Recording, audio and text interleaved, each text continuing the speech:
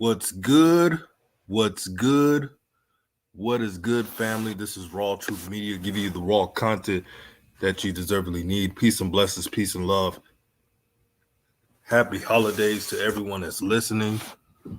Everybody should have some positive energy, especially for this show.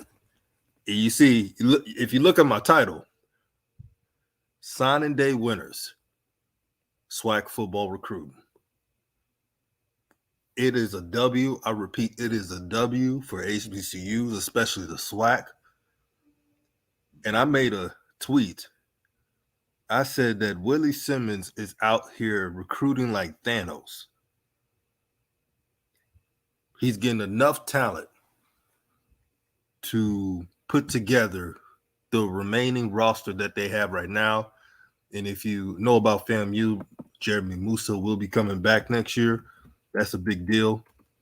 But the way they're recruiting is I'm telling you, it's no way anyone could predict that FAMU will recruit at that level, but they did, and kudos to them. I want y'all to see something real quick. Don't mind if I do this. So look at the HBCU rankings. Jackson State is number 1.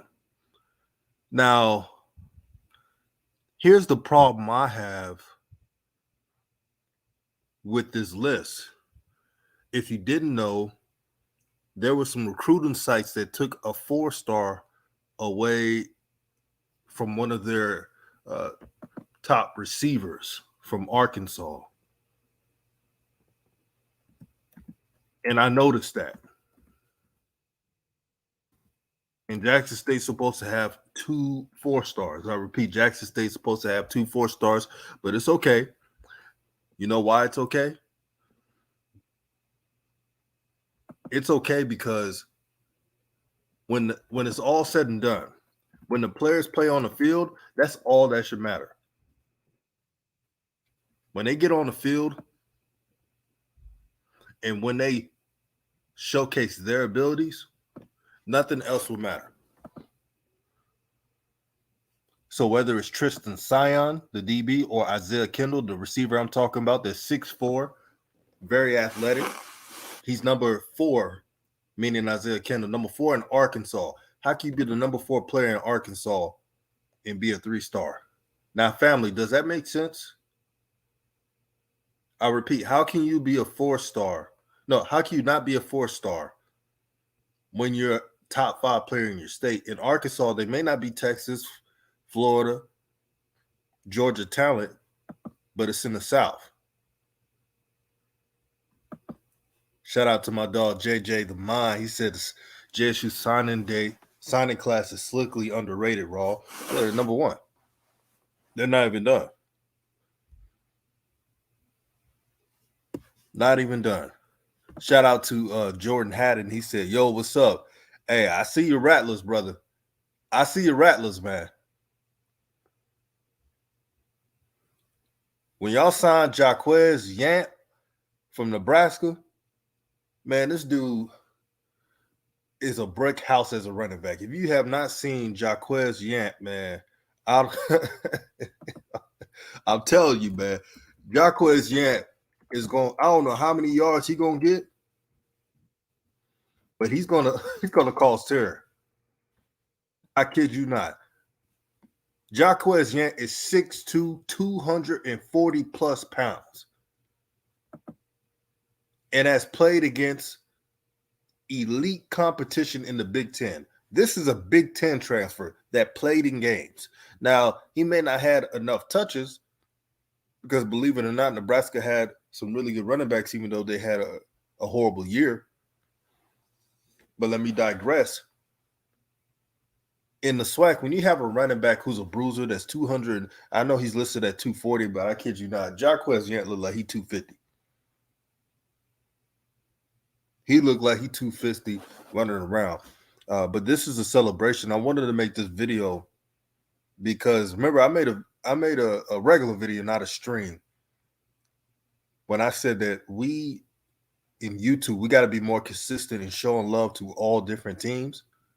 because we can't say, like, I can't say I love HBCUs, I love Swac if I'm not talking about what FAMU doing is good. What if I'm not talking about what Alcorn State's doing well? At Alcorn State, I saw what y'all did getting Tyler Mackin from Missouri. He's got a lot of potential, and that is just the quarterback Alcorn State needs. I repeat, that is just the quarterback that Alcorn State needs. When I watch Alcorn State, that's what they were missing.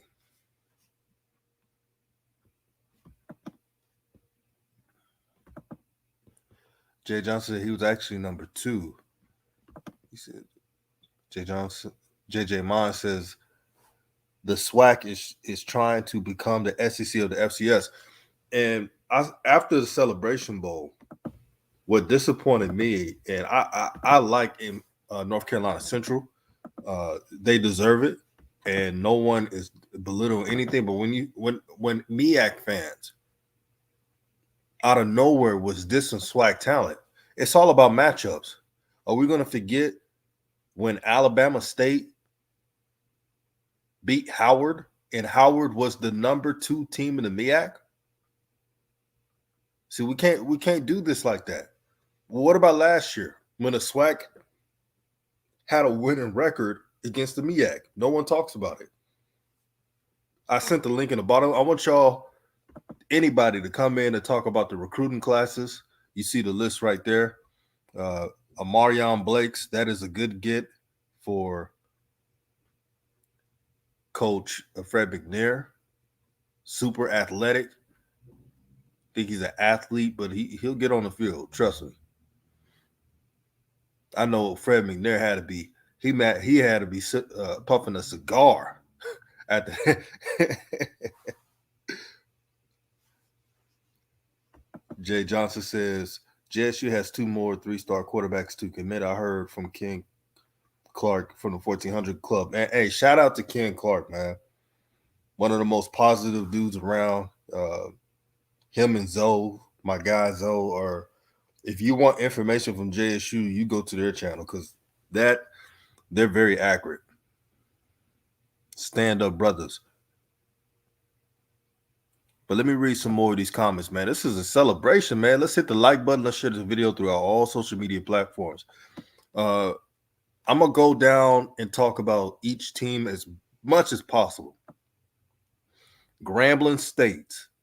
We already know about Devin Samples, which is a great pickup. But I like that because I made a video about Jonathan Douglas, the 6'3", 350-pound defensive lineman from JUCO.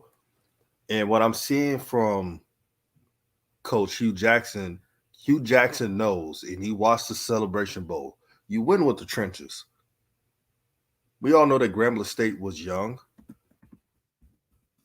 but you need a hog mollies, that's what they call it, to set the standard.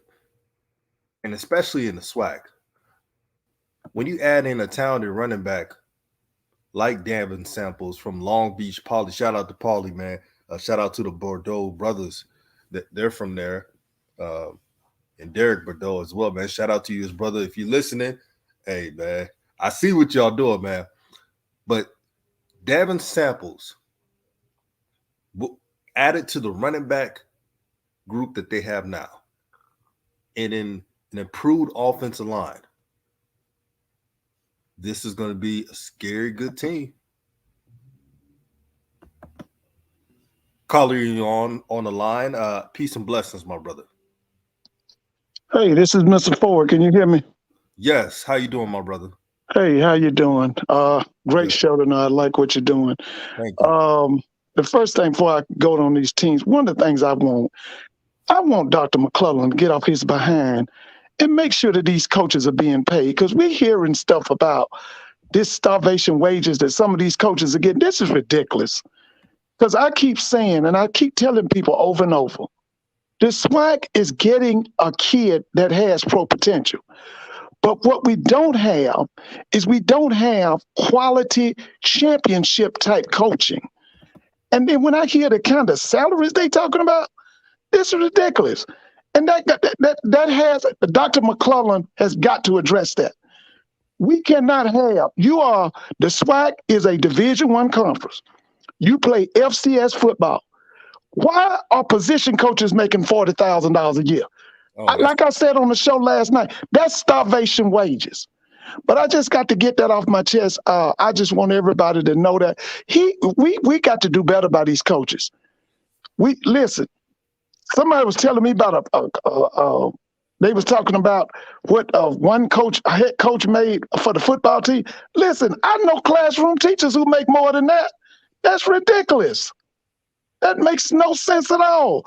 And I'm so sick of these people at the top only worried about themselves. If the SWAC is going to come up, we got to pay these people. We have got to pay these people. But let me go right here. I'm gonna kind of disagree with you. To me, I think Florida A&M should be number one. I went back and looked at the kids that they bringing in. I looked at Jackson's class. Now I'm gonna tell you another team I think you got too low. That's North Carolina Central. North Carolina Central went and restocked their interior line. They went and got defensive linemen and offensive line. And I don't have to tell you, I know you saw the Celebration Bowl.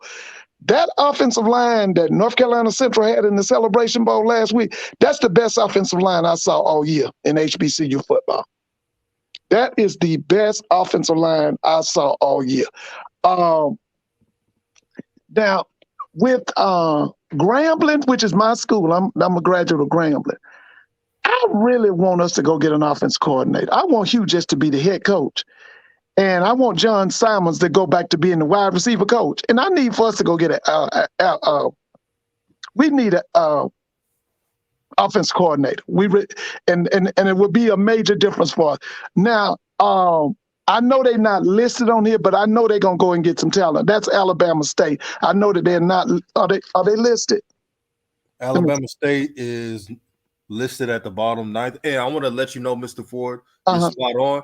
This list is the calculated accumulation from 24/7 Sports. Okay, and let me tell you something I saw today. I didn't know it until today. Let me tell you who done sneaked around and went and got some big-time boys. Southern University. Southern got several guys, linemen, offense and defense, all of them at least 6'4", 6'5". I'm telling y'all need to go and look up I think Southern has signed about 8 or 9. Look at the size on them guys. Look on them size. And I didn't know it yesterday, but I saw it today. I'm telling y'all, look at the class that Southern University is bringing in. And for most black schools, our major recruiting or our major signings are February, not usually the Power Fives and the Group of Fives. They are the ones who use the early signing. We usually use the February signing. That's when we do our live signing. But I'm just telling y'all, if you get a chance, look at the kids Dooley has brought in. I mean, he got several big offensive and defensive linemen. Because now I'm going to tell you this, and I think you probably heard me say this on some other show. Yeah. Southern was the most underachieving and the most undercoached team in the SWAC this year. Southern, I think, ended up winning, 7 games? Southern should have won 10 games. And right behind them was Alabama State. Yeah, they Southern really it's ridiculous what happened with Bubba McDaniels.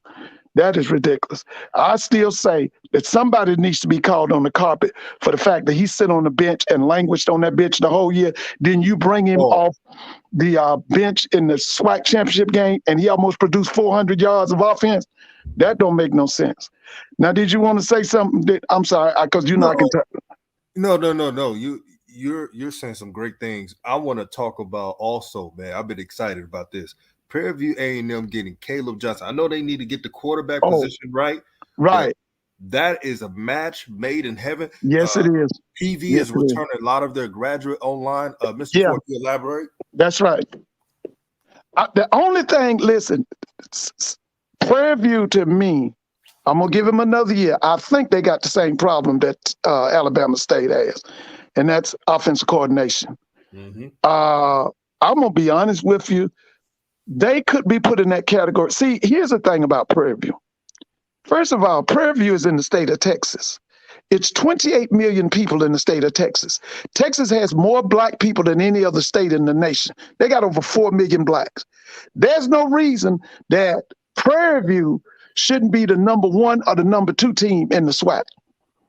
And for them not to be the number 1 or number 2 team in the SWAC, that's underachieving. The other thing about Prairie View, there is no other school in HBCU sports that spends as much money on athletics as Prairie View. At one time, Prairie View was spending $19 million on athletics. Listen, if you're spending that kind of money, then Prairie View football, like I said, should be at least top 3. Okay? Now, I watched Prairie View this year, and I like what I saw. The only thing, the quarterback, he was so-so. The wide receivers, I know they can get better wide receivers because they're in Texas. And then the other thing about Texas, they can get kids from California. The other thing about Texas, they can get kids from Mississippi. The other thing about Prairie View, they can get kids from Louisiana. So there's no reason for them not to have type athletes at the wide receiver spot. And that was a big thing I noticed. But one thing I did like about Prairie View this year, they could run that football. Mm-hmm. They could run that football. Mr. Ford, I'm looking at all the signings from Southern. 6'4", 6'5", plus. I'm like, nobody's under 200 plus pounds. Yeah, and everybody's 6. And then on top of this, did you hear today that there's a kid, he was a second string quarterback for the South Carolina Gamecocks. He's leaving Columbia, South Carolina. He's coming to Baton Rouge to play for Southern.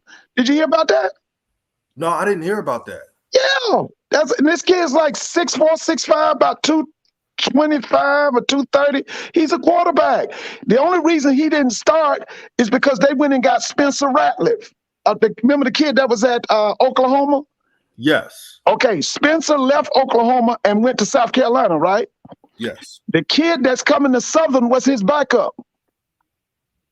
This kid had originally might have been with Virginia Tech. He left Virginia Tech and went to South Carolina.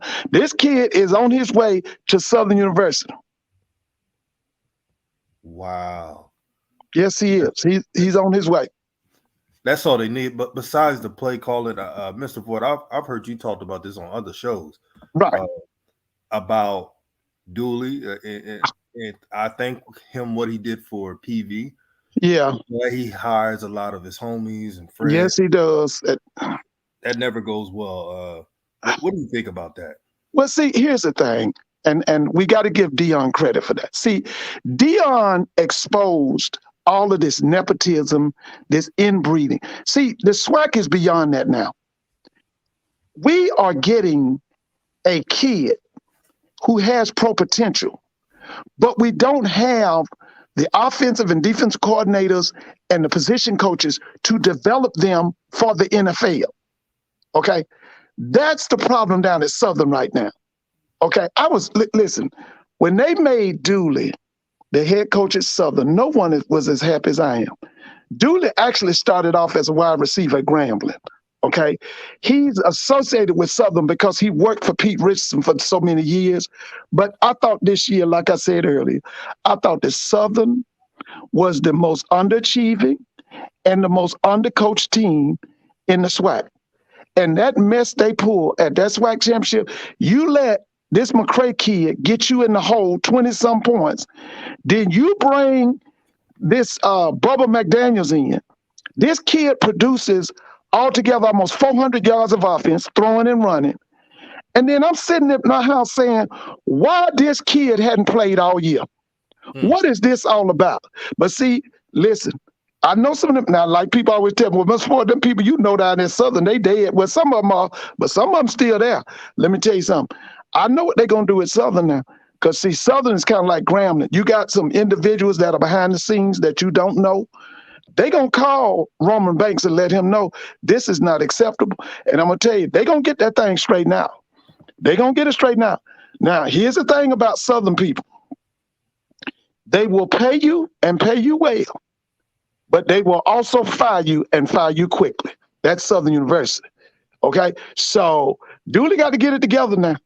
He got to get it together. Because, see, I'm going to tell you something. Roman Banks and all of them pull for Dooley to get that job. See, what they'll do at Southern is they'll get rid of Dooley and Banks together. Don't be fooled now. Don't be fooled. When I was at Grambling, we used to love going to Baton Rouge. I met a lot of people in Baton Rouge. And I'm just telling you now, he got to get it together. He got to get it together now. And I'm going to tell you something. When you talk about Southern, Grambling, Florida A&M, North Carolina A&T, they got a heavy fan base. But let me tell you about all of them. All of them are very impatient.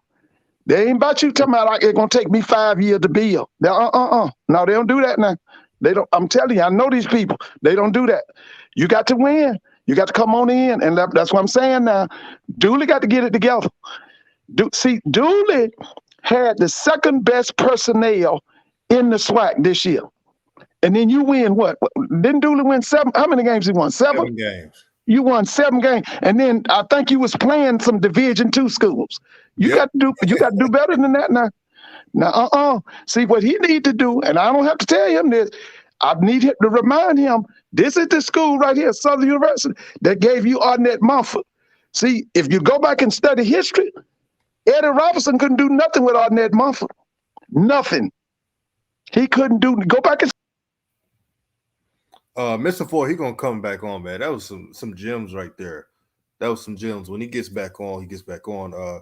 Shout out to C.H. Joshua Brown, Lexus driver. Salute to you. He said should be on Ken's show. Oh yeah, that'll be dope, man. Ken got an amazing show.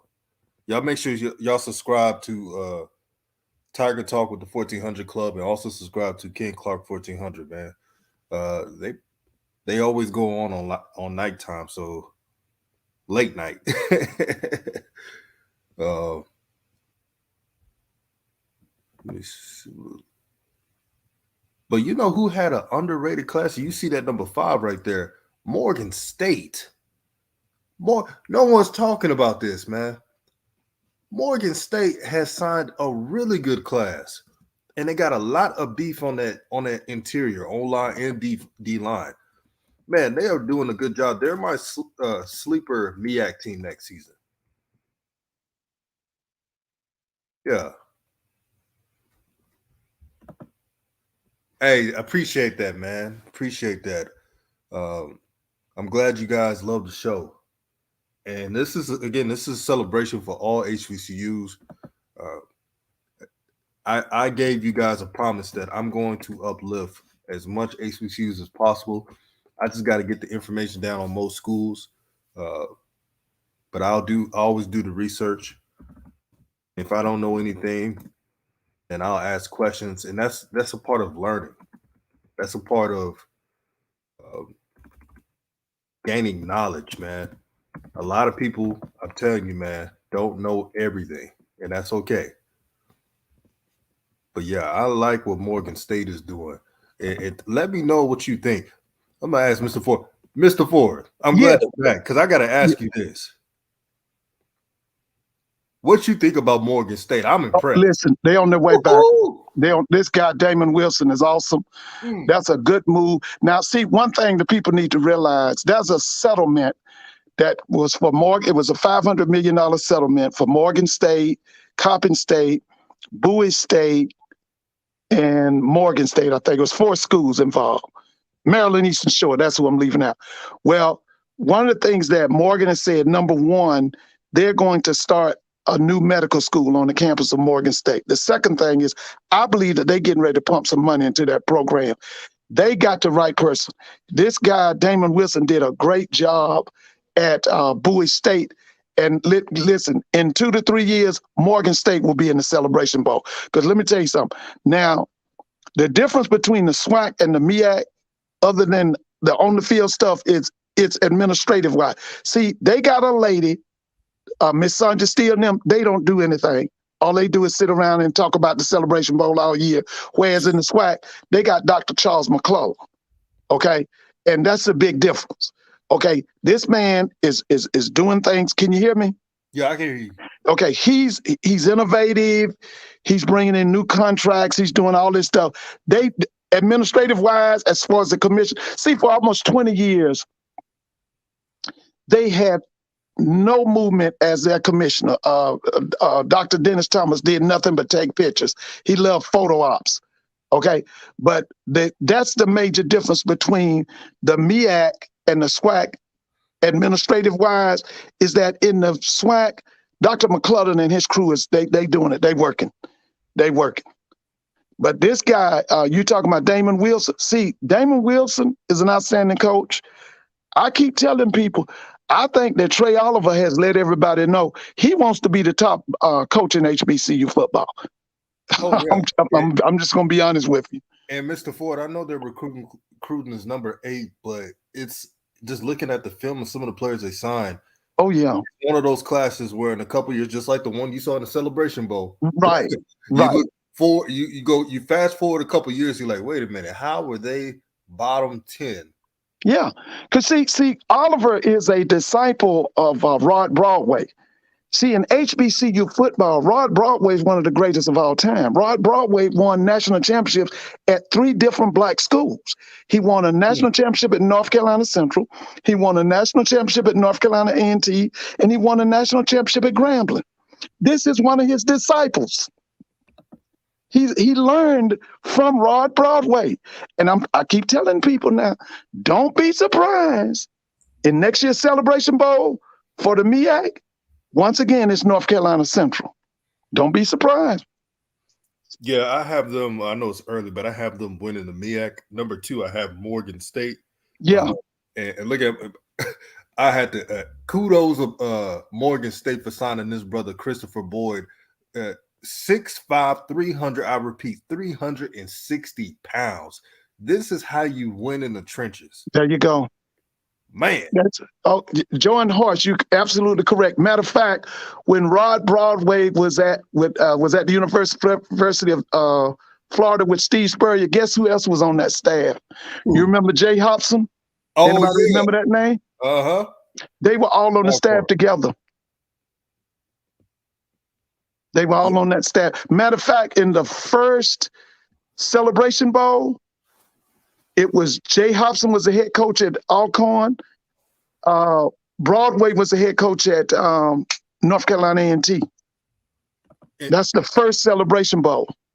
You see this comment right here, Mr. Ford. What did he say? John Horst says Rod Broadway worked under Steve Spurrier. Yeah, he did. He did. And he played at the University of North Carolina.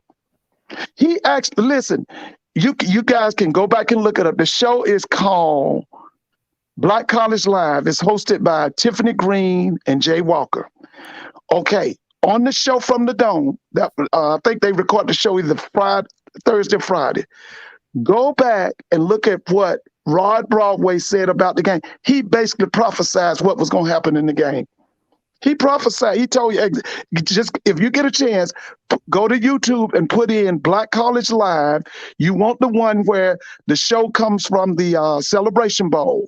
And at the end of the show, they brought in Rod Broadway and they asked him to tell them what did he think about the game. He prophesied the whole game. Yes, he did. That is amazing. Yeah. Mr. Ford, what do you think about Grambling? Like, I like the young talent that they have, but what do they need to take the next level? The number one thing for Grambling right now is we have to have an offensive coordinator. John Simons has to go back to being the receiver coach. It cannot be Coach Hugh Jackson because he's too impatient. We need see the worst thing we did was listening to foolishness. We had one of the top offensive minds in the world. We had Art Briles, and they let these people run him off. It made no sense whatsoever. We had Art Briles. You know what I keep telling people? I want the president, Attorney Gallows, to call him back and say, listen, not only do we want you back at Grambling, we want to give you a 3-year contract. And if Hugh leaves, we want you to take the team. We had Art Briles listening to foolishness from people like Doug Williams and these other media folk Okay, so we end up losing all this game because we don't have an offense coordinator. Hugh needs to simply be the head coach. He doesn't need to be the offense coordinator. Simons needs to go back to being the wide receiver coach. I don't know if we can get Art Briles back, but we need an offensive coordinator. I have no problems with the defense. I have no problems with Cedric Thornton. Yeah, All my problems was they mishandled that quarterback situation. To me, I thought the kid who came in from who had played at Syracuse and was from Texas, Chance Army, I thought that kid should have been the quarterback.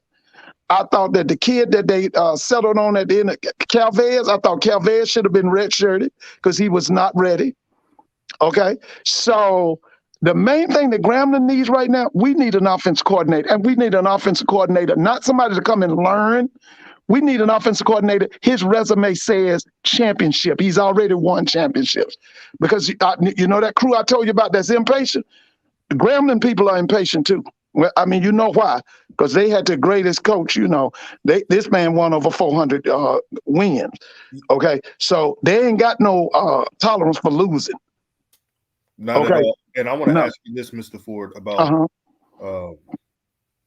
Art Briles. Now, I'm a Texas native, as you guys know. Right. So he has the coaching tree he has. All this new offense is because of him. But I'll say this. Do you think the pushback, if they would have like a national pushback, you think that's something that Grambling should worry about with Art Briles, to be honest? Listen, here's the thing I don't understand. Now you remember this.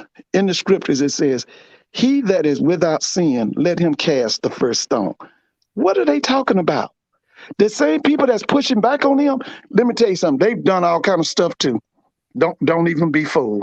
Mm-hmm. Don't even be fooled. Listen, I have said it over and over again.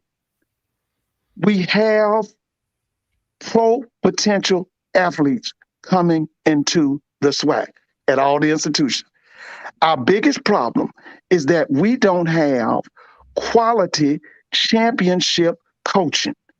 You get Art Briles, that's quality championship coaching. That's what we got to do. Now, the second thing is what I said to you earlier. Dr. McClellan and them got to do better about this pay of these coaches. This starvation wages stuff, that's got to go. This makes no sense. You talking about a year? Huh? That's getting paid like everybody. They talking about a position coach. Listen, man. Be honest with you. Excuse me. Listen, a position coach in the SWAC, you D1, you FCS. A position coach shouldn't make no less than 90 to 100,000. That is true. Them coordinators shouldn't make no less than 140 to 150. All them head coaches should be at least 200,000. You know what? And to me, I need Dr. McClellan to get off his behind and make that reality. I don't want to talk about it. Make it a reality. You say you want to be big time. You want the quality of the SWAC to come up. You got to pay. Oh, Mr. Ford, he's going to come back on. He's good. Shout out to Mr. Ford. Envy Online says, what are your thoughts about creating a super conference by combining the SWAC and the MEAC? That would be dope. I really wanted the MEAC to really grow as a conference, but a super conference, I wouldn't even complain about it. So somebody asked about Alabama A&M, and they have a situation. I forgot. I just had it in my head because I was talking to somebody about Alabama A&M. Why they're not recruiting, and I think academically or something. Correct me if I'm wrong, Mr. Ford. Say what now? Alabama A&M, because I asked someone earlier. Well, let me just say this. There's a distraction going on up there. Okay. I'm quite sure you know this. North Carolina A&T's athletic director and president has put their athletic program in a ditch. Many of the alumni up there want Coach Maynard to leave Alabama A&M and come back home and take over A&T. I'm hoping he doesn't do that, because what they're getting ready to do at A&T is every 2 years, every 2 to 3 years, they're going to fight a football coach. Because this guy, Earl Hilton, came up with this idiotic idea. First, he put him in the Big South, And he told the people that they would definitely dominate the Big South. They played for the Big South Championship this year and got dogged out by Gardner Webb, a former NAIA school. Now they want to bring in Maynard. But here's the thing with the Alabama A&M program. That program is based on quarterback play, just like at Grambling back in the day. Every time you saw Grambling, you were looking at a potential quarterback who could play in the NFL. That's the kind of program Maynard had. They have not been able to replace that Akil Glass. They got to go out and find a kid like that. Because, see, what Maynard has, he has a controlled tempo offense, but it's based on a athletic quarterback who can throw it. He knows when to dump it off. He knows when to throw the intermediate. He knows when to throw the deep pass. The thing about Akil was, not only was he a talented passer, he was very smart. And that's what they got to have in order for them to be effective. See, that program ran off of Akil, and they don't have it right now. They got to go out and look for another Akil Glass. That's what they have to do. I agree. Looking at the quarterbacks they have now, what do you think about the quarterbacks that they have at Alabama A&M? Do you think that it's enough, or you think play calling, or no? They've got to hit the transfer portal. They got to hit the transfer portal. There's some kids out there. See, if you can get a second or third stringer from a Power 5 school, he's All-American in the HBCU world. you are not lying, Mr. Ford. Listen, Devontae Kincaid was third or fourth string when Fobbs and them went and got him from Ole Miss, and for 2 years he was the most dominant playmaker in the Swac.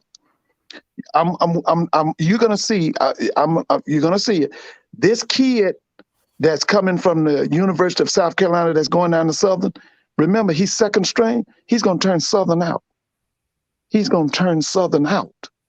And that's what Maynard knows got to do. They got to go and look for a second, third, or maybe a fourth stringer at the Power 5. Because let me tell you who picked up a quarterback. Ooh, now nobody, and he secretly doesn't sign with him, and nobody ain't talking about. Listen, Alcorn just picked up a quarterback from the University of Missouri. I've been watching his highlights today, right? He's going to turn up. Huh?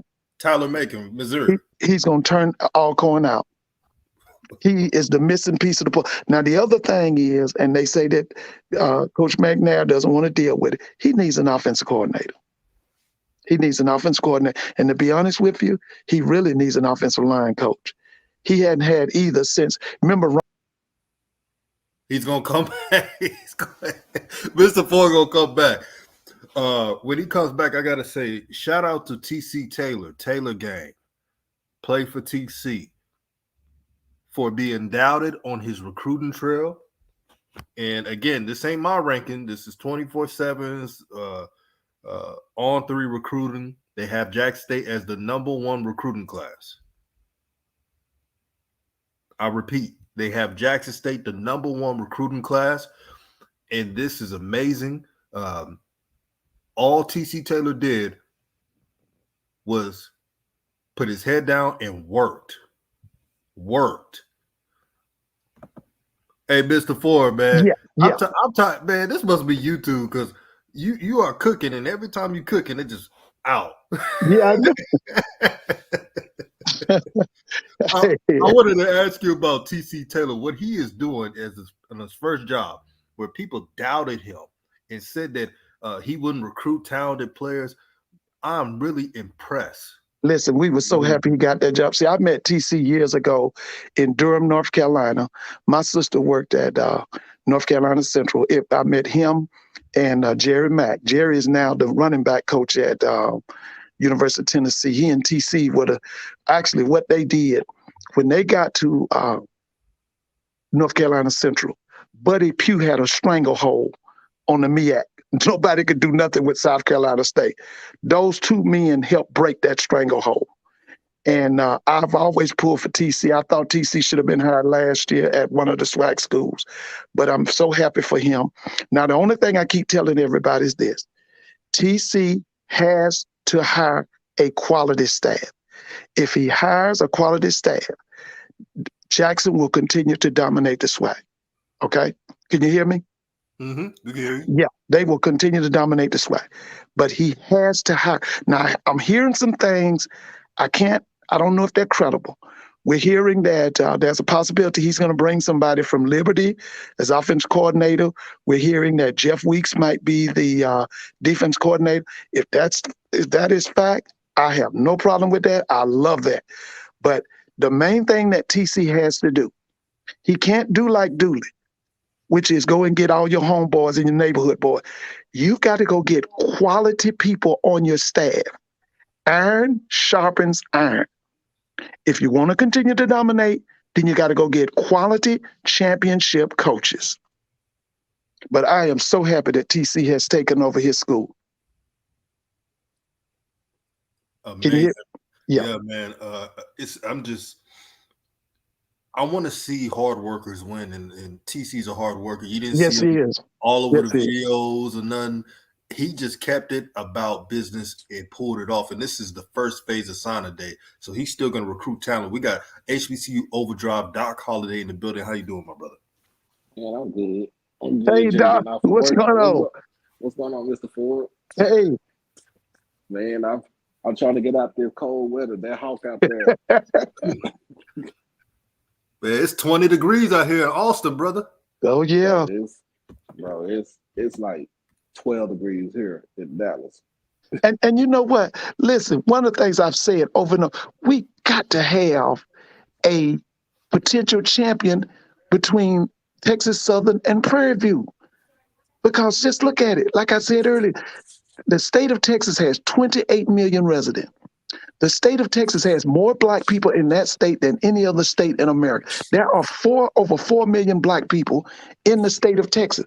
Why why is it that Texas Southern and why is it that Prairie View, why aren't they fighting for the SWAC championship every year? Both of them spend a tremendous amount of money on sports. They should be in the top 5 in the SWAC every year in football. Do y'all agree or disagree? I agree. I agree with. I've always agreed with that, especially since how far Prairie View has came without having from 30 years ago not having scholarships. Right, I remember that. That was General Beckton, wasn't it? Who was that guy named to cut the scholarships? Was it General Beckton? Man, it was the late 90s, man. I remember. Yeah, I remember they went a number of years without winning a game, right? Yeah, that was because they was mismanaging the funds in the financial aid department for the football team with the Pell Grant.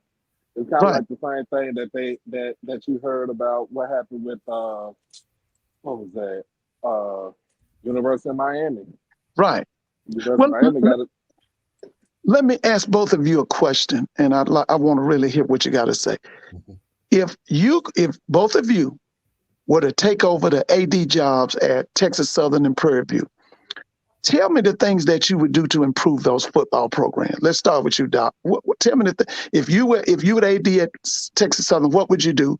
If you would AD at Prairie View, what would you do? So if I'm the AD at Texas Southern, my whole thing is to make sure we upgrade the facility because you in Houston, even though you're in the third ward, you're still in Houston, and you not that far from downtown. You right across the street from the University of Houston. Right. You should be able to have the same thing as U of H. It might not have to be that big, but you know what I'm saying. You should still be able to have the same thing. The other thing about it is with football, I would actually tell them to refurbish Durley Stadium. Okay. And I was just about to ask that.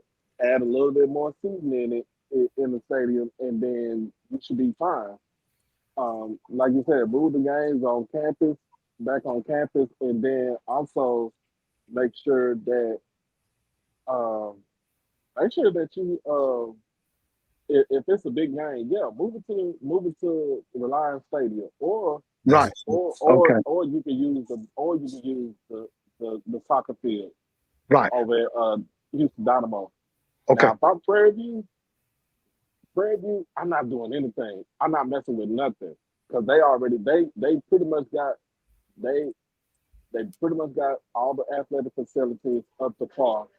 Everything that they got is up to par, and it looks better than some schools in like SFA or Sam Houston. Uh-huh. They stadiums look real better than what it is. Yeah, excuse me, I'm on the bus, y'all. No, it's all good. See what Prairie View A&M and Texas Southern got to do is very simple. Right. Marketing is a big deal, and right.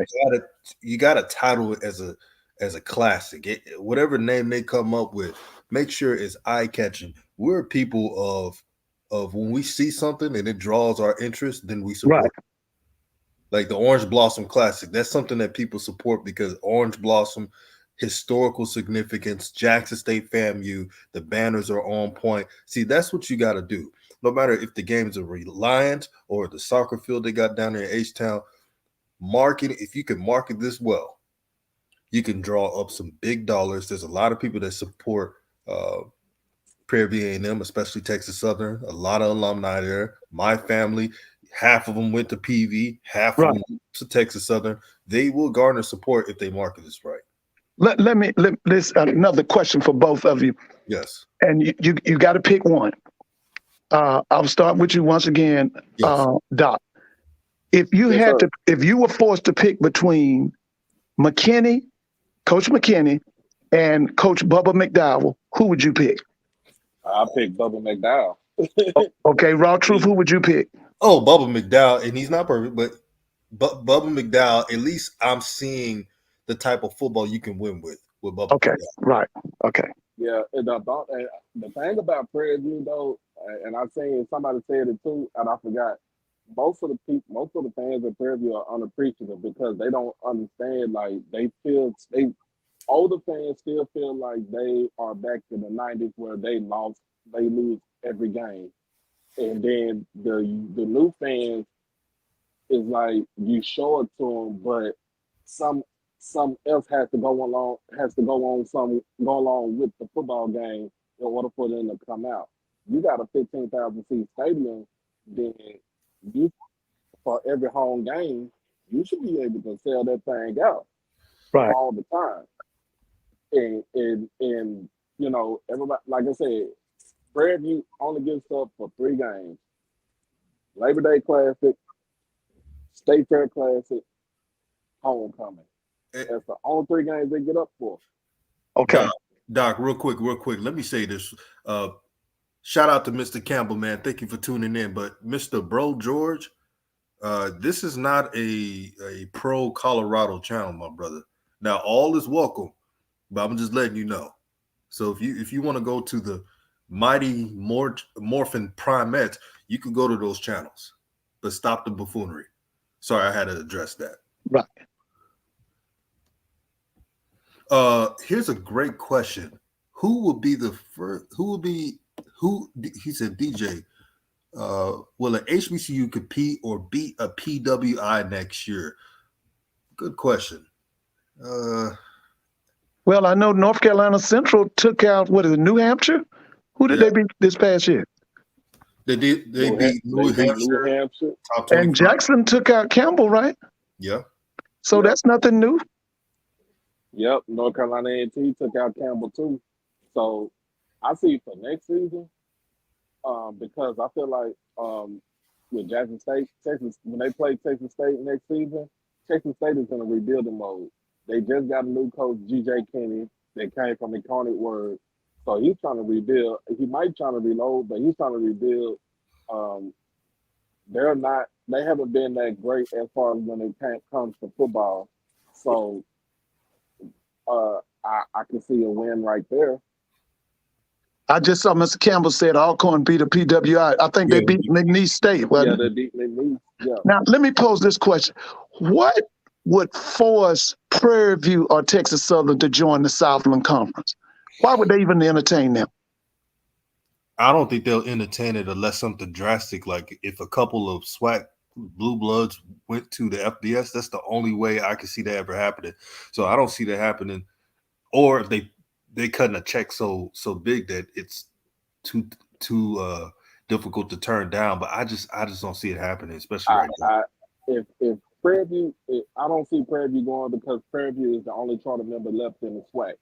Okay, yeah, they were one of the original. Yeah, they're one of the original. I don't see them moving. Now Texas Southern, I might see them moving, but I'm not sure about that revenue sharing from the Southland Conference. I don't see anything. Let me ask you, didn't the Southland Conference have a big exodus? Didn't a lot of people leave them? Yes, they did. Went to the WAC. They went to the WAC. That's right. With the purpose of going FBS, right? Yes. Yep. Okay. I'm just wondering because I know one thing they'll try to do is they'll come at our schools trying to destroy our conference. And that's why I'm saying, what is it that would make them even consider a Southland Conference? What is the things we would do that would make them consider a Southland Conference? Mr. Ford, the Southland don't even have the dough. I'm trying to even pull that off. Okay. Yeah, I don't see it. Right. Oh, wait a minute. I know no one wants to bring this up, but HBCU that's beaten. I know they're in the CAA or going to a different conference, but North Carolina A&T. They were 7-4, and they beat up on a bunch of PWIs. Yep. That whole conference, that Big South conference was done Big South, which is about to implode. I think if they don't combine with somebody, the Big South might be imploding. But here's the thing: they played the championship game, A&T and that school in Boiling Springs. You're right, Gardner Webb, and they got beat down. And now you going into the CAA, you dealing with Villanova, you dealing with Delaware, you dealing with Richmond. Do you think they're gonna be able to compete with those people? I think what it is as far as when it comes down for them moving up to the CAA, I think they're gonna, from what I heard, I think they're gonna break it into divisions. Okay. They're gonna break it into a northern division and a southern division, so that way it will cut costs on the traveling. Right, because Campbell is going also, right? Yep. Yeah, they are. So you're talking about what, 14 teams in that CAA? How many teams in the CAA? CAA has about, let me see. They had 13. No, they had 12. You add A&T and Campbell, then there's gonna be 14. Because now one of the things I was feeling was that A&T was gonna be everybody's homecoming opponent. Because I listen, guys, I really believe that A&T is in a ditch, and it's the fault of the president and the athletic director. They're in a ditch. Hey, you see that right here? Shout out to my dog, Envy Online, man. This brother doing a great job in independent media. He said, yes, I covered them in CAA is weak. Well, did you think that, well, I know they're gone now, but I was about to say, you think James Madison is weak? No, but James Madison is now gone Sunbelt, right? Yeah, they're in the Sunbelt. They've gone Sunbelt. Yeah, James Madison is basically that's a powerhouse right there, and they knew and they made the right decision to go to the Sun Belt, and it's not. I don't even think it was about the money. I just think because their operating budget is pretty much I think in the $50 to $60 million range for athletics. Now I know Villanova's 58 million, Delaware's 40. I need to check on Richmond. I don't know what their budget is for athletics. And A&T's budget is 16 million. Hampton is 15 million. Mr. Campbell says, didn't the CAA have like 4 teams in the playoffs? They had multiple teams in the playoffs. Yeah, that's a pretty good football FCS conference, isn't it? Yeah, it is. Let's see, New Hampshire, Elon, Richmond, William and Mary. Yeah, William and Mary's got the coach from Howard. Remember Mike London? Wasn't it Mike London? Yeah. He's he won it one year at Richmond. He won a 1AA championship at Richmond. And I think it was one more team that was in there too. I think it wasn't Maine. It was somebody else that made the playoffs. Because it was a lot of fuss about those conferences having like 5 teams in the playoffs. Yeah. Now, Chip Kelly, didn't he come out of the CAA? Wasn't he at a CAA school before he went out to Oregon? Yeah, Chip Kelly came from New Hampshire. Yeah, I thought it was something like that. Yeah, he's from there. Yeah, he was the offense coordinator in New Hampshire. Right, and he went out to Oregon, and then he was offense coordinator, then he became the head coach, and then he ended up. Yeah, he was in Oregon, then he went to the 49ers as a head coach, and then he turned around and he was with the Philadelphia Eagles too. MEAC Mike, man, thank you for tuning in. He said, Mr. Ford. Hey, can you hear me now? Yeah, I can hear you now. Okay. MEAC Mike was in the comments section. He said, Mr. Ford, North Carolina A&T will be all right. They will have to recruit for the CAA, but they will get stronger. Florida A&M wins this. He thinks Florida A&M is going to win a SWAC. Well, that's what everybody in Atlanta believes. Everybody in Atlanta is saying that with Dion gone, that it's FAMU's time, and that they will definitely be in the Celebration Bowl next year. That's the feeling up there, because you have to understand, Atlanta is second Tallahassee. There's so many FAMU people up here in Atlanta, it's not even funny. I work with a ton of them. Yeah, they nationwide, man. They are. But they definitely up here in Atlanta now. Because when like I was talking to one day, and I said, when Jackson State came last year, they had 50,000. They said if FAM came, it'll be sold out. I believe it. Yeah, that's what they say. If FAM come up here, it'll be sold out. And you know how good Jackson State traveled, but the region, Florida, Georgia. Oh, yeah. Listen, that was a period when we had the Atlanta Classic up here. We had FAMU against Tennessee State. They was drawing 65 and 70,000 people. Yeah, that's kind of that Atlanta Classic thing. They was drawing 68,000, 70,000. That was at the old Georgia Dome. So like I told you, this is kind of like a second Tallahassee. But Mr. Ford, I want to go back to the because we talked about it before you went out. Tyler, because they reported it for Alcorn. Tyler Macon, 4-star transfer. Oh, he's going to turn the SWAC out. Yeah, he's going to turn the SWAC out. He's really good. He's not project player. No. And see, here's the thing about it.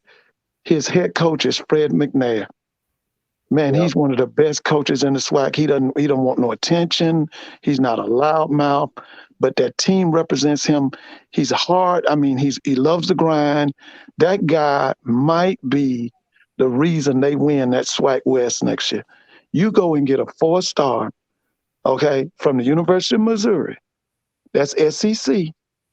Listen, man, that's a big pickup. Yeah. That's a big pickup. Huh? He reminds me of he's a black version of David Blau. Remember David Blau from Purdue? Yeah. His game reminds me of that a little bit. Well, he can run it and he can throw it. I mean, he's a tough runner. He's not just gonna slide now. He'll run into you.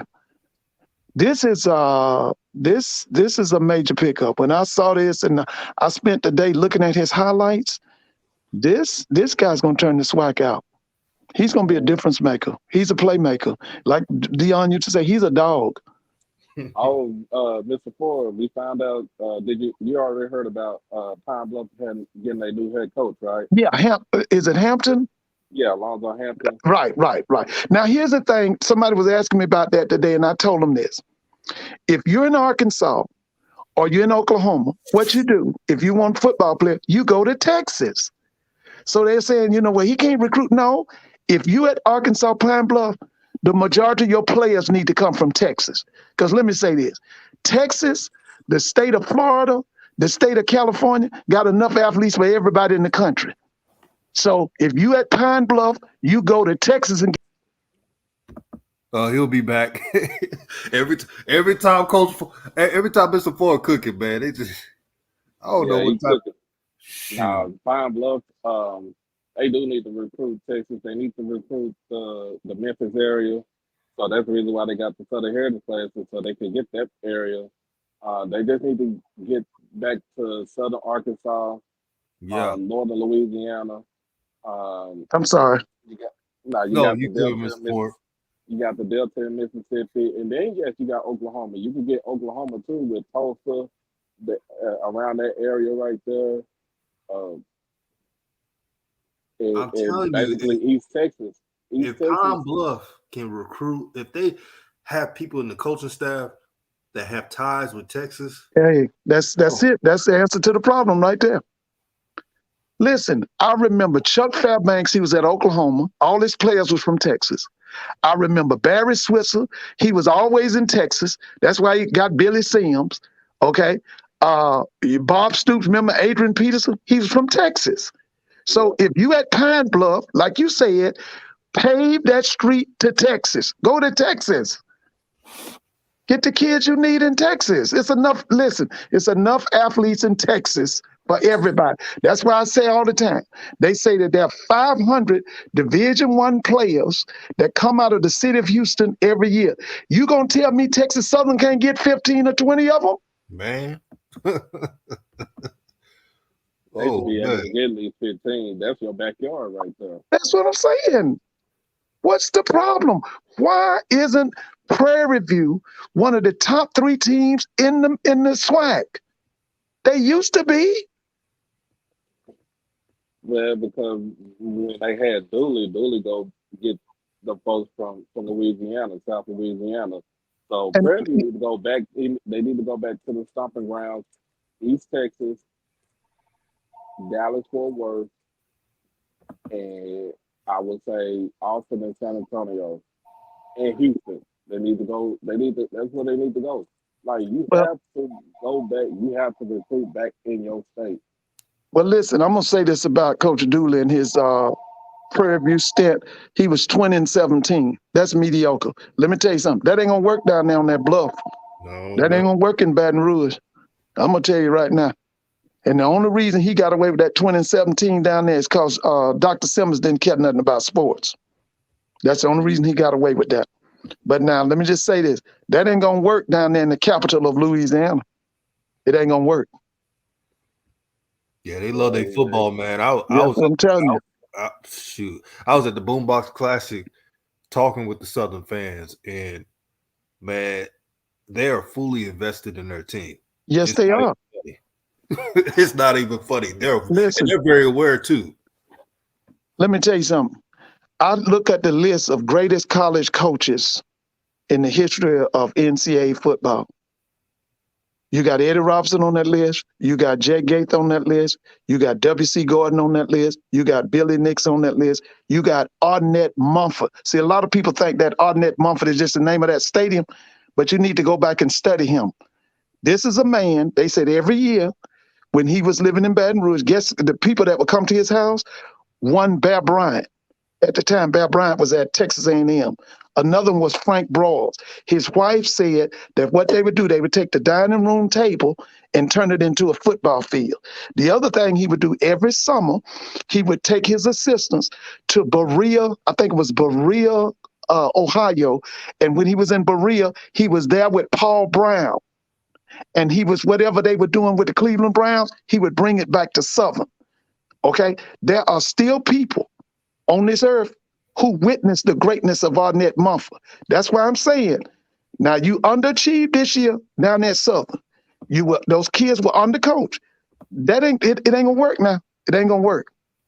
And with these people talking about FAMU is gonna take over the Swac, I'll tell you what. I'll tell you who better. He's gonna come back. He's gonna come back.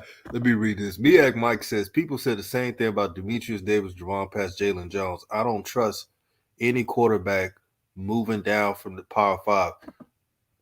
Yeah, Mr. Ford is back. Now, Mr. Ford, there was a comment by MEAC Mike. He said people said the same thing about Demetrius Davis, Javon past Jalen Jones. I don't trust any quarterback moving down from Power 5s. You don't? What about Devontae Kincaid? What about Jay Walker? Jay Walker came to Howard from Long Beach State. What about there was a kid they had at Florida A&M came down from Temple. They called him the Mad Bomber. His name was Bonner, Pat Bonner. Pat I Bonner, think it's a great thing when we get them kids from the Power Five. They had Casey Prentice came from TCU down to FAMU. They had you know the one I brought up last night, Curtis Pullen. Now they ruined him. Yeah.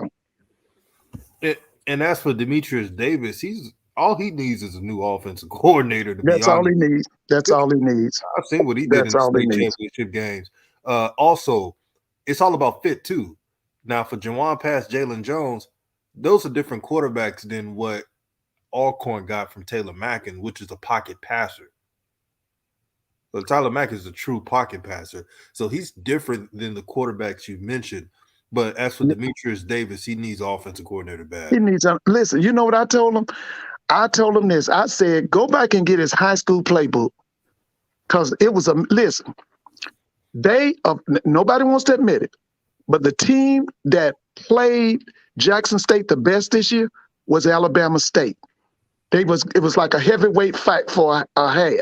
Now, what happened was he got hit by Aubrey Miller, and it took him out. And what happened was the team realized he wasn't coming back. They failed. So what am I trying to tell you? Alabama State, like you said, is missing an offensive coordinator. They are a sleeping giant. They got athletes over there in Montgomery. They got athletes over there, but I don't know. My thing is take this Harry Williams and put him with the receivers and go get you an offense coordinator. And don't get a child in a man's position. You get somebody whose resume says he's a champion. He don't need to come to Alabama State to learn how to coach. He needs to already know how to coach. He needs to have already won championships. Hey, Mr. Ford, Alabama State was better off using the North Shore. That's his high school team playbook. Yeah, that's what I said. Go get his high school teammate. Because let me tell you something. I want y'all to go back and look at the offensive statistics from the Alabama State Florida A&M game. He should have been fired after that game. They had 34 rushing attempts. They gained 24 yards, and the average was 0.4. That was the stat line. You can go back and look. Just go back to the schedule and pull up the box score. It was ridiculous. And then what made it so bad? They waited till late in the game to replace him with Miles Crawley. Yeah, it's ridiculous. And now you said the name now, Doc. Miles Crawley, the Grambling. I like Miles Crawley's potential. I like his potential. I think if he could figure it out fully, I think he could be something. That's just what I think. Now listen, somebody asked me a question, said, Mr. Ford, what does the Swac need to do to bring a game up here to Chicago? I've been railing about that the last 2 years. I want Jackson State to go to Chicago and invite in North Carolina A&T and then drub them in the Windy City. That's what I want. I want Jackson State to go to Chicago in that Soldiers Field. What is that stadium in Chicago? Yeah, Soldier Field. Soldiers Field. I want them to invite North Carolina A&T in there and drub them. Now that's what Mr. Ford wants. Man, Chicago has a lot of HBCU alumni up there. Yes, they do. That would be probably good. No more than Jackson State. Jackson State probably owns that town. Oh yeah, you get a whole flight of kids coming in from Chicago. From Chicago. Yeah. But that's what I'd like to see. I want Jackson State to take North Carolina A&T to Chicago, the Soldiers Field in September, and drub them. Man, I'll tell you, man, that would be, and have that on NBC or something. Yes. Yes. Because let me tell you something. I'm really looking forward to this Hampton Grambling matchup. And I'm gonna tell you right now, if Hugh doesn't have his program together, Hampton's gonna embarrass him. I've been watching now. Hampton's in over their head by being in that CAA. I think they won one game in the CAA, maybe two. You can check it, Doc, and see how many they won. But let me tell you something. They got some players in Hampton. Now, if Grambling's not together when they go up there, they're going to get drubbed at, what's that called, the Meadowlands, MetLife Stadium. They better have their stuff together. That's Labor Day, I think on that Saturday. That's Labor Day weekend. Grambling's got to go play Hampton in New York, well, at the Meadowlands in New Jersey. That's going to be big. And before we go on, family, we got almost 300 people in the chat celebrating all HBCUs. Let's get it to 250 plus likes. It's easy to do. Thank you for supporting the channel. Back to Mr. Ford's comment about Grambling. Guess what stat I looked at, Mr. Ford? The running backs. All running backs combined of a team average more than 5+ yards per carry. So that shows everyone that Grambling needs to find ways to get that running game involved. Oh yeah. See, they would the running backs would get going and then they would get impatient. Okay, the running backs were dominating Southern in the Bayou Classic, the first half. Then in the second half, the running backs couldn't even get the ball. They couldn't get the ball. Yeah, they changed up the game plan. Though. Yeah. They changed the game plan up to throw the ball. I'm like, why are you throwing the ball? Yeah. You need to keep running the ball. If your dude is breaking off for like 10, 12 yards of carry, yeah. And you had Mark, you had the Washington kid, you had what's his name, Chalky, and then you had the Williams kid. It was like a three-headed monster. And I mean, they were dominating Southern the first half. And then they just turned away from them. Them kids couldn't get to. Now Washington got hurt. And let me say this about Washington. Look, I saw him break a run on Jackson State, and the game was in Jackson. Listen, that guy looked like Eric Dixon, man. That guy looked like Eric Dixon. But they need to do an off-season program with him. I think he's too light and needs to add some more muscle. But that guy right there, isn't it Marcus Washington? What's his name? Marcus what? Maurice Washington. Maurice, man, that guy's big time, man. That guy's big time, man. Wait a minute, is he coming back or is his eligibility up? I think he's coming back. Yeah, he's back. Man. That guy's unreal, man. Man, he was so underutilized. Yes, he was. Yes, he was. And he's a big, I'm telling you, he broke a run on Jackson State on that defense for about 70 yards. He looked like Eric Dickerson.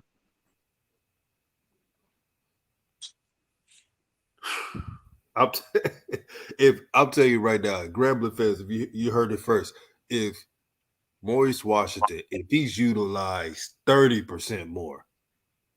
Yeah, somebody just said it. Maurice is injury prone. You're right. Now, what it is, his off-season conditioning ain't right. They got to be serious about his off-season conditioning. To me, he's a little bit too light. I don't even think he's 190 pounds. Is he 190 pounds? That's what they say. He's a track athlete, though, too. Yeah, and you can see it. You can see it. I challenge all of y'all. Go back and look at that run he made against Jackson State. That's a pro run. Yeah, Coach Walker said he's gone. He's gone? Yeah, I heard a couple people say it like weeks ago, but I didn't. I mean, did he go into the portal or he's going pro? Someone told me this is his last eligibility, but I saw on his information Redshirt Junior. Yeah, that's what I thought. I thought he was.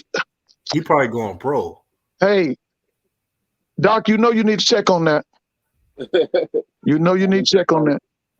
Let me check on it. Yeah, you need to check on that because I thought he had more eligibility. Hey, DJ, what do you think about the recruiting class that was signed yesterday? Gramblings? Which one? Jackson and Fam and yeah, he was great. Yeah, we did. We talked about that earlier, but I'll bring it up again.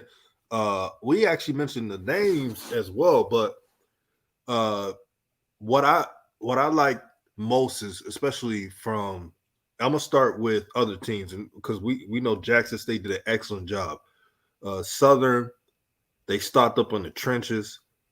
If you look at the offensive line, the defensive line, they signed 6'4" and up, yes, 300 pounds and up. Nobody under 300 pounds. So they really paid attention to the Celebration Bowl and said, when we play teams like Jackson State, FAMU, how can we keep it a closer game or win the game? The trenches, you win with the trenches. Trenches and quarterback. That's how you dominate the Swac. That's how you dominate HBCUs. You control clock. You control the pace of the game. This is why you get those type of players. Morgan State hit it out the park with the players they signed out. It should be talked about more, but you'll see it on the field this year. Back to Jackson State, I like the DBs they signed. Tristan Sion. I know some recruiting sites say he's now a 3-star, even though he's been a 4-star for a while. But I see 4-star talent. Bruce Batman Mitchell from Frisco Lone Star is a 6'1" rangy corner. And it would I'm gonna interview him too. Oh, you're interviewing your channel, bro? Yeah, I gotta check that out. I'm gonna interview him probably. I'm gonna try to get it tonight. If not, it'll be tomorrow because I just did. I interviewed Noah. Yeah, I saw that yesterday. Night. Yeah. I like Bruce's game. Bruce Mitchell, he's very rangy, man. Like tall, athletic corner. That's what you need. But I wanted to ask you guys this: who are a couple players at Jackson State that needs to, like, players that they may have not been in a portal, but may think about it, need to stay on this team to make a good impact. Like, I'll give you an example. Malachi Wyman, if he comes back, if he stays, if he doesn't go to the portal, just he'll get. Listen, TC will get him ready to go pro. See, he was in jail this year. They had him in jail. They had him in the doghouse. TC will free him. I'm been happy. No, I would say talk to him. Yeah. My thing is, I was just so happy those offensive linemen came back. See, I'm a big Evan Bro fan because I coached running backs and wide receivers. I had a friend of mine. He was offensive line coach, and I learned from him. And Evan Bro, when you got that kind of stability in the middle of your line, listen, baby, you can do some things. And then with the offensive lineman that's coming back, I think it's Evan Henry, Bro, that tight end. What's that tight end's name? Stevens. See, all of that's gonna help. That's gonna help because I'm a trench person. I believe everything starts with the trenches. I think Simeon needs to stay. He got to stay, and I think he will because now, see, Simeon started at West Virginia, went to Delaware, then he transfers to Jackson. So I think he stays. But you mentioned a great thing about Malachi. Moderators, make sure that troll is not on this chat. Thank you. Malachi Wyman, man, he's a star. Oh, without a doubt. And with stars, you got to treat it as a. I have that not Jerry. God forbid, hell no. Jimmy Johnson mindset with stars. Right. You treat them differently. Right. He was very honest in Miami. He said, I'm going to treat them differently. Oh, yeah. That should have happened with Malachi Wyman. I don't give a damn. It's just like I compare it with Niles Gaddy. Niles Gaddy's a star. I hope he comes back. And I don't care if Niles Gaddy missed 3 meetings. You don't miss the Celebration Bowl. You don't have him miss the Celebration Bowl. Right. Well, one of the problems I thought with Malachi was when he played basketball. I thought it was a total waste of time. I thought he should have been in his classroom, and he should have been in the weight room. That was a waste of time. That was a waste of time. And I believe that's one of the reasons he was in the doghouse. Is because he played basketball. I tell you one thing: if Malachi comes back, he will get more than 1,000 yards. I truly. Oh, listen, he gonna take over the Swac again. He's gonna be like you remember Harold Carmichael, the Philadelphia Eagles. Oh yeah, he's got that. He's got that kind of stuff going for him. This guy's got probably a 7 feet wingspan. Isn't he 6'5", 6'4", 6? What is he, Doc? Is he 6'5"? Yeah, he's 6'5" and some quarters. Got a vertical, probably his vertical's about 41 inches or something. Can't nobody deal with that guy. Huh? His vertical higher than that. Yeah, that's what I'm saying. Can't nobody stay with this guy. But like I said, TC's going to free him now. If he stays, and the other person that I think TC's going to showcase is that boy from the kid from Texas, Quay Davis? Yeah, Quay Davis. Oh listen, God, listen. He'll probably have pro film if he stays with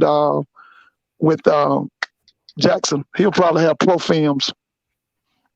and I don't know if Trevante Worker listens to the show, but I hope he stays. If you didn't get utilized the way you need to be utilized, you need to come back to Jackson State. That's just my opinion. That's just my opinion. Don't go off. One thing about the transfer portal, never leave off emotion. There you go. You'll be stuck in the portal for a while, or go to the team that's not a fit. I've heard all the stories. Yeah. But the main thing for me was just if we could reassemble that offensive line. I know some people now. I think one of them is going to Colorado, right? Did one of them big guys go to Colorado? Yeah, Tyler Brown. Tyler Brown went. Okay, so Evan will come back as a guard. I mean, it's Henry at a guard, Bro center. Somebody just put that big kid. Debo Hayes is Debo's is back. Now that Frio, was that Free? How do you pronounce his name? Is it Frio? Jasper Ferris. Right. So he's back, right? Yeah, and don't forget, shout out to Be Fresh. The Maximus Gibbs, he came in late in the season, so he couldn't play. Right. 7'3", 6'60". Okay, so we still got him. See, my main thing is just get that offensive line. Because I tell anybody, I coach, the hardest thing to do is put an offense together. The easiest thing to do is put a defense together. That's why a lot of teams, when they select a head coach, they want the head coach to be offensive. Because offense is based on timing. It's harder to coach offense than it is to coach defense. I know some people disagree with me on that, but it's the truth. No, it's not easy at all, man. No. It's like freaking, not checkers, it's like chess. Yeah. With the offense. Oh, yeah. Yeah, with that offense, especially with the offensive line, like the offensive line had to be in harmony. They had to play as one. That's right. If one breaks, if one is not playing the right way, then your whole offensive line is gone. That's the reason why Jack State had the problems that they had 2021. That's right. The offensive line didn't play as one. They all wanted to play their own game. No, you have to play as one. Right. But let me tell you something. I saw one of the best offensive lines in HBCU football this last Saturday, and I keep telling everybody, the guy who is the offensive line coach at North Carolina Central, that guy's going to go to the top, man. I watched them guys. Them guys, listen, not only were they fundamentally sound, all of them loved, you could tell they loved the grind, and they were one. That's coaching. So whoever that guy is, that's the offensive line coach for North Carolina Central, I don't know how long Trey going to be able to hold him. That guy's good. You don't think TC out there going around talking to anybody from Central since he got those Central ties too? Well, I think, isn't Coach O in here, offensive line person? Yeah, but he's more on the recruiting. Oh, okay. Now, I like I say, I can't substantiate this. This has no credibility. But we're hearing that the offensive coordinator for Jackson is coming from Liberty. Does anybody know anything about that? Has anybody heard that? No, that's news to me. But if it's true, that's great. And if he's coming from Liberty, too, he learned under a good Hugh Freeze coach. Yeah, because I keep telling him, Hugh Freeze is going to do well down there at Auburn. Y'all might not believe it, but he is. We know Hugh Freeze. I remember him from Arkansas State. He's going to do well. Yeah, here's a good story. Hugh Freeze, when he was with Ole Miss, my brother, for those who know, was a D1 athlete, so he'd been in his camps. Man, the camps he would run was just not only fun, but just the coaching staff, the offense. He was a DB, so the stuff they calling in these camps, I saw it then. It was just basic calls he was doing. I was like, wow, he could call some plays. Now he's with Auburn. Shoot, he about to have him going. I'm gonna tell you this. Look at the receivers that Hugh Freeze had when he was at Ole Miss. That's Metcalf in them, right? DK Metcalf. Yeah. He had Quincy Attaboy that came from Cedar Hill. He had DeMarcus Lawrence that came from Cedar Hill. And he had Devontae Kincaid as one of his quarterbacks, right? His quarterbacks. Then he had Elijah Moore. He had Cody Core. He had a whole stable of receivers that you couldn't mess with in the SEC. And he beat Nick Saban 2 years in a row, right? Yeah, he did. Yep. So that's probably why they got on him, because you ain't gonna beat him 2 years in a row. Oh, Thunder says next season's must see. It definitely is. Shout out to Ed Heason. Please hit the like button, share this video. We got HBCU Overdrive and Mr. Ford speaking that knowledge, man. Unity, man. That's what it's all about. Somebody tell my volume was tell him I'm on the bus right now headed to the house. Well, listen, Raw Truth, let me ask you this. Let me ask you this question. If you could sit down for 30 minutes with Commissioner McClellan, what are the things you would say to him to improve this conference? Transparency. We got to listen to all sides. We have to be innovative, especially with marketing. I would speak to every Swac school to talk about budgeting for a marketing department for each school. Social media has to increase for visibility. When you have more visibility, that equals to more people enroll into your school. Right. Sports playing a part of that. Use sports as a vehicle to grow the economic, to grow into economic prosperity. Shout out to Zoe, by the way. I see you in the building. Peace and blessings, brother. But it's things like that. Someone said referees replace. Yes, new refs, everything. I would have a full list, and it will be hard truth. But as a commissioner, right, you gotta be willing to listen to it, because I will go to every school and say, hey, give me a list of everything that you have a complaint about so we can rectify it the best way we can. And I will go to Mr. McClain and say, look, we got to do this we can't see ourselves institutions like every other FCS school. We got to think bigger than that. We got to think, what can we do to put the SWAC in the next level? Well, let me ask both of you this question. Now, I know football is the national pastime. Everybody, and we talk about football all the year. But here's the thing. SWAC basketball is on the floor. It can't get no worse. Like we said, right now, probably the best one is Texas Southern. You guys, I need y'all to tell me, what are the things we got to do to make SWAC basketball better? What do we have to do? We got to create more. You know how we talk about classics?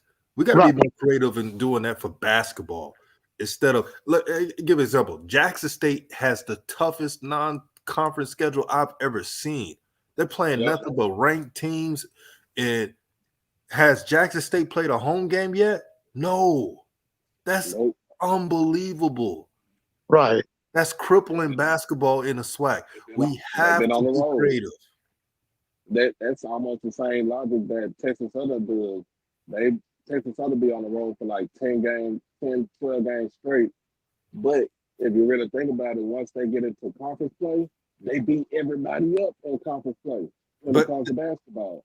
Yeah, Doc, all I'm saying is the schedule. I'm for scheduling tough teams, but you got to have enough home games too. You got to have enough easier schedules to get some wins in, because when you get too many losses, not everybody's like Texas Southern. Texas Southern is one of the most mentally tough teams because they play a tough schedule and they go into SWAC and win the conference. Everybody's not like that. So all I'm saying is we gotta be creative in events with SWAC teams, man. Let me ask both of you this question. Now, what is it going to take for the people of Jackson and Jackson State to support their head basketball coach like they did Dion? Is it the fact that Jackson is just, they don't care about basketball, or can that man, I know he was a pro player. What's his name again? Mo Williams. Mo Williams. What is it going to take for the city of Jackson and for Jackson State to support Mo Williams' program like they supported Dion's program? What is it going to take? On the real, you got to ask the actual person that's a Jacksonian. So if I can't really answer that question on that one, that would be somebody like Zoe or Ken Clark that can answer that question right there. But as far as supporting the basketball team, the only thing to me, I just feel like, is if you win early, people will take notice of it. I know when I was at Jackson State in the late 90s and 97, we had what was that? Coach Stargling. Right, Stargling. I remember him. And we had players that transcended on the basketball court. When you see them on campus, like they was bigger than life. So that's Lindsey Hunter's. When was that? Lindsey Hunter? Was that during his time? This was Trent Fulham and Vincent Jones. Okay. Those guys right there. Okay. So we had players, and they transcended on the basketball court, and they won. Coach Simmons, you're right. Coach Simmons, you're right. I see that what you said. I see you're absolutely right. I'm sorry. Yeah, they winning, but yeah, they just have to get innovative, like DJ said. They got to get innovative when it comes to the basketball, and then don't wait until the conference play to start supporting them. You should support them when they ain't no football games. Go out there and support. When it's, you know what I'm saying, you go support Coach Reed and the girls and the women. Go out there and support. It's two things I want to throw at both of y'all, and I want to hear what you. Now, first of all, I believe that the Swac basketball tournament should be in Jackson because it's the middle of the Swac. Number two, I want to know why is it that the Swac teams are not recruiting Africa and Europe? Can somebody speak to that? First of all, I want somebody to tell me why don't we have the basketball tournament in Jackson, Mississippi? Everybody gets to Jackson in less than 2 or 3 hours, right? Isn't it the middle of the Swac is Jackson, Mississippi? Jackson would be the middle, but like if you got teams like Prairie View and Texas Southern, they're gonna take them about at least 7 hours just to get to Jackson. But what about the teams in Louisiana and Alabama? So Alabama ain't no but 3-hour drive, and Louisiana. What's the mileage between Southern University and Jackson? I mean, Baton Rouge and Baton Rouge and Jackson. How far is that? 2 hours. So that's what I'm saying. Somebody tell me why is it that they got the tournament in Birmingham when it should be in Jackson? And the second thing I want y'all to speak to is, you remember Gonzaga, they're out there in Spokane, Washington. All the players are from Europe. A lot of the players are from France. Then they go into Africa and get. Why isn't the SWAC trying to pull kids? Because we can get 7-footers from Africa. You know that. We can get shooters from Europe. Why are we not doing that? Budget. Most people can't. They don't have the budget. They don't have the funds to go to those different places to get those kids, unless they go on the social media. Look.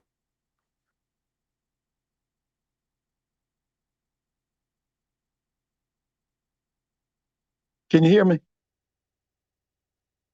I can hear you. I think the DJ.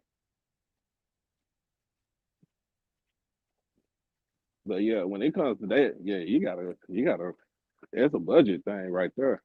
Can't go to Africa and get players. You remember? I don't know if y'all forgot. Remember 2 years ago, Howard had a kid, was an African. He was almost 7 feet tall. He turned down UCLA and Kentucky and decided to go to Howard. Do you remember that story? Yeah, McCure Maker, but that was... Yeah, that's right. McCure Maker, that's right. Yeah, he and I think he should have stayed at Howard one more year. Right. Now, Ms. Campbell, what'd you say? You said plays those players from African Europe in those programs. So we can't contact those agents to don't you know them African kids would love to be in Jackson and Baton Rouge and Montgomery and Tallahassee? Because I know all them black schools got Africans, don't they? Hey, Mr. Ford, it's a way to work with that. There's a school, right, in the WTC, same conference as Gonzaga. Right. They're a wannabe Gonzaga called they're called San Francisco. Right. USF. All they do is get international players, and they don't even have the budget to be doing that. It's all about connections. Right. So what we need to do, can we contact, okay, Mr. Campbell said it's because of the agents. We can't contact them agents? I'm just saying we got to do something about this SWAC basketball, y'all. This is ridiculous. We should listen. I remember a time when people were leaving the SWAC going pro. Now, I remember this was in the 70s. I don't know if y'all, I know I'm going to show my age on this. You know, Alcorn played for a national championship. I think it was 1974. And they lost to a little school over here in Georgia called West Georgia. West Georgia had a kid named Foots Walker. You can look him up. Foots Walker eventually played for the Cleveland Cavaliers. So I'm saying if we did that in the 70s, we can't do it now. We can't have outstanding basketball teams no more. Somebody tell me something. Oh, we could do that. It got to be. Good thing is Jackson State has a head coach in Mo Williams that's played in the NBA. So he should have, I know he has friends that make it happen. But Mr. Campbell, he said something interesting. He said this is all part of the dirty world of shoe companies that are tied with these schools. Well, let me say this to Mr. Campbell. Now, Mr. Campbell, now everybody knows that the best football players in America are in the South, in the 16 Southern state. Well, at the same time, we know that the best basketball players are going to be in the North. That's going to be Philadelphia. That's going to be New York. That's going to be Chicago. That's going to be Detroit. Why we ain't recruiting them cities? Why we ain't trying to bring at least one guard from New York? Why we ain't trying to get somebody like a Kobe Bryant out of Philadelphia? Why we ain't bringing a kid like they got that outstanding program up there in Chicago, Simone? Why we ain't trying to get none of them kids? You can't tell me them kids won't come south. Somebody tell me something. Mo Williams, like you said, he's an NBA player. He played with LeBron. You gonna tell me them people in New York don't know who he is? Them people in Chicago don't know him? He can't go up there and get at least 2 kids from Chicago every year.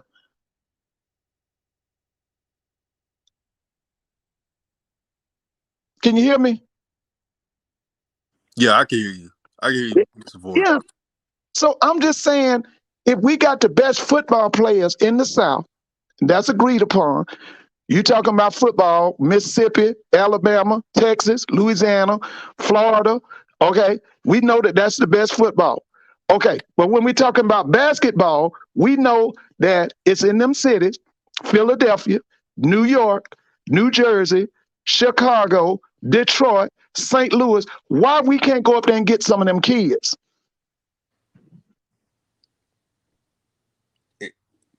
It's got to be, Mr. Ford, it got to be a new approach, but it's got to be, one thing we should learn about this whole Coach Prime experience is no matter what you said, what we say about him, he was bold. Right. And you got to be bold in this game of sports. And you got to take chances and not be afraid to fail. You know why HBCUs, especially the Swac, recruited so well right now? Is because they got rid of the umbrella of failure to recruit early, getting 3 or 4 stars. If they say no, move on. It's kind of like a woman. You meet a nice girl you like, she's not interested. What do? You move on. And you find a better fit with compatibility. The same thing with sports.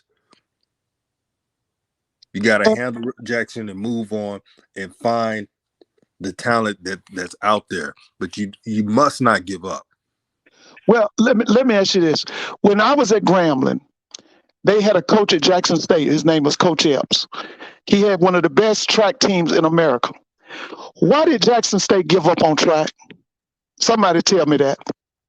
I think he's deceased. Now, is he deceased? Does anybody know? Is Coach Epps still living or he's deceased? Does anybody know? Mr. Campbell said you got basketball hotbeds in Memphis, New Orleans, Houston, Dallas, Atlanta. Our coaches have to make connections with the AU coaches. Yeah, I agree, Mr. Campbell. You're right. I agree, Mr. Campbell. I do. And sometimes it's doing a favor. Now, there may be a player that an AU team they want their player to get an offer. It may not be, he may not be elite or a 3-star, but it goes a long way just to give him an offer. And that AU coach will be like, hey, that coach looked out for me. Let me show him some of our talented players next time. I'm telling you, this AU stuff is it's the game, man. It's the game. And sometimes you gotta be creative with this. Coach Simmons says, "Be careful, DJ." Oh no, I don't hold back. Black Pilot 04 says Prime could fail and control the narrative. Social media well enough where it could be affected.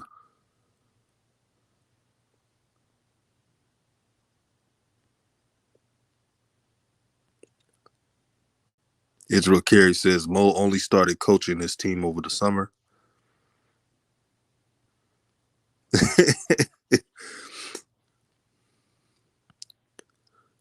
Kay Lofton says very difficult today because the good players are following the money. Coach Ford, Mr. Ford is back. Yeah, I'm back. Yeah, man, this has been a great stream today, man. One thing I want to ask you, Mr. Ford, is what about, because I didn't bring up this team, Texas Southern. Right.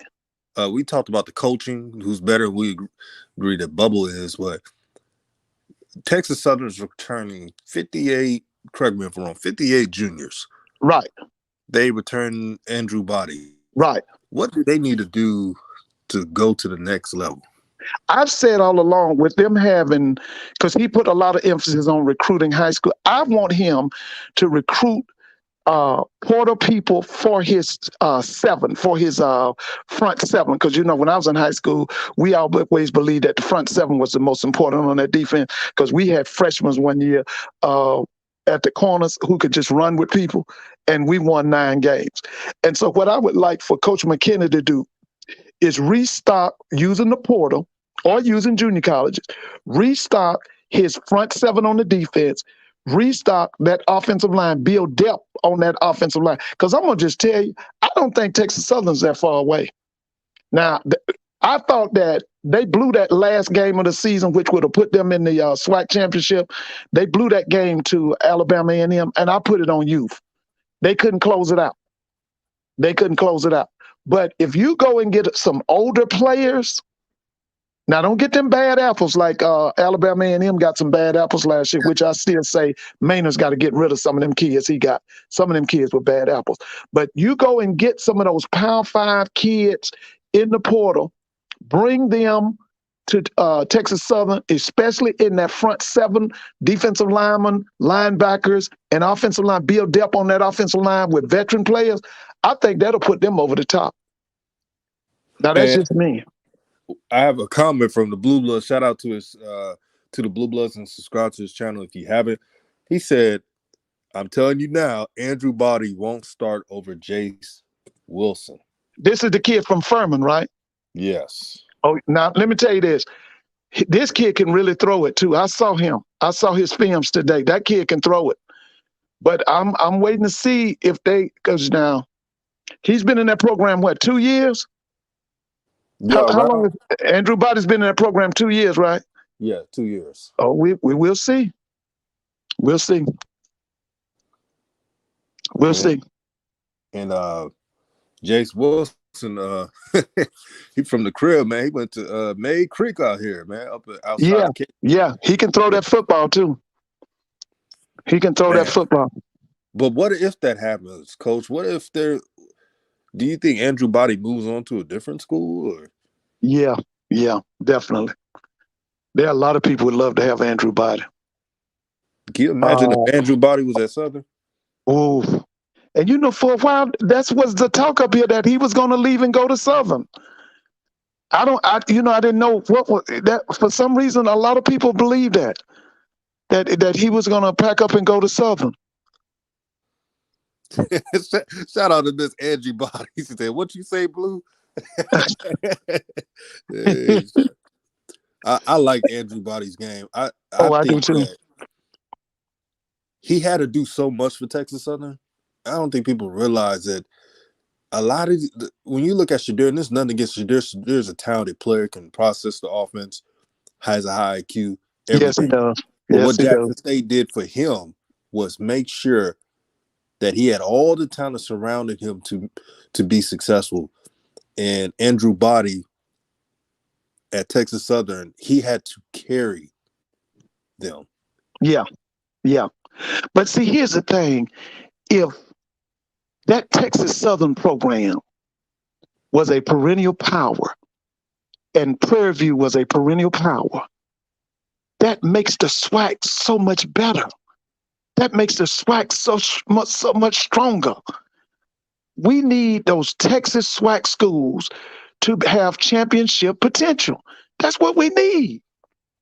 Right now, basically what we got, you got Florida A&M, you got Alabama State as underachiever, sleeping giant, but then you got Jackson, champion, you got Alcorn, champion, Grambling, champion, Southern, champion. If we could get Texas rolling, remember what I told you, Texas has 28 million people. They have more black people than any other state in America. They got over 4 million blacks in Texas. Could you imagine if Texas Southern won the SWAC or if Prairie View won the SWAC, what that would do for the SWAC? Yeah, the recruiting would go up tenfold. Yes. And the Texas coaches is like a fraternity, man.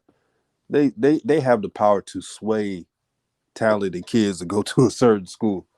So it's it would be a big deal. And it would be a big deal. And this is speaking as me as a Texas native, knowing how this place is. They like winners. Right. They support anybody that's winning. Right. But man, see, when I was in school, Grambling would come to Houston, Texas Southern would take them to the Astrodome. Also, when I was an undergraduate, Tennessee State would come to Houston, Texas Southern would take them to the Astrodome. See, I want to get back to that. I want to get back to those days. And I don't understand why Prairie View and Texas Southern is not playing in NRG. Somebody need to tell me about that. Yeah, you're right, Jeremiah. You're right. It is a lot of hoping, but you know what they say, if we can think it, it can become reality. Because you know what? I'm gonna tell y'all again. Texas Southern and Prairie View should be powers in the SWAC. They should be threats to win the SWAC championship every year. Absolutely, man. Mr. Ford, you're always welcome to the show, my brother. Okay. Whenever I think of let me see. Do you have Twitter, Mr. Ford, or? No, you listen. I'm an older person. You know I don't. Yeah, you know what? On a private chat on the StreamYard, I'm gonna leave my number. Okay. Yeah, and okay. Yeah, yeah. No. That's the wise decision because you know how social media. Yeah, I'm from the old days. I still, people laugh at me because I still got a land phone. Man, Mr. Ford, one thing I'm proud about this stream, we got to talk about a lot of HBCU schools, and this is what we got to do. We got to uplift as much HBCUs as possible, and we can't just do it one school or two schools. We got to do as much as possible. This is how we can have that playing field be leveled one day. Right. Now, let me ask you something. When are you coming on again? Today's. Let me check. Saturday. I want to do something on Saturday. What, like you know what time? Like 6. I like 5 Central. 5 Central. Okay. Well, I'll try to be listening now. Okay, I put my number on the private chat. So. Okay, you have a good evening here. You too, Mr. All Ford. right, thank you so much. Bye. God bless. Wow, this was a fun stream, man. This was a fun stream, and make sure to like this show when you leave. Thank you guys for the intelligent, like Ed Heason says, for the intelligent conversations, man. Man, we talked about it all, man. And yes, we did talk about FAMU earlier, my brother. We did, man. We gave them their flowers. Mr. Keppel says, see, Primettes, the world didn't revolve around Dion. We talking about HBCU sports. Talk to them. Now you mad because those white channels are not entertaining. Yeah, and to the Colorado disciples, stop bugging Jackson State fans because they move on and happy with their brother, their coach, T.C. Taylor, doing well, recruiting well. It's the funniest thing. They keep bringing up Dion just to agitate them. Let them move on. You see, HBCUs are happy what we have. I'm proud of HBCUs. Early signing day. Remember, years ago, HBCUs never recruited this well this early. Never. Not this early. This is something to be proud of. Let's keep going. This is all about the HBCU Renaissance. And I want you all to do me a favor. Ken and Zoe are live right now. Everyone that's on this stream, can you go to Ken and Zoe's stream, man? Show them love. Tell them DJ sent you there. But support them, brothers. Support all HBCU channels. Let's keep growing this thing out. Everyone have a happy holidays. Stay blessed. Let negativity not phase you at all. And life is so precious. This is Raw Truth Media giving you the raw content that you deservedly need. And I'm out.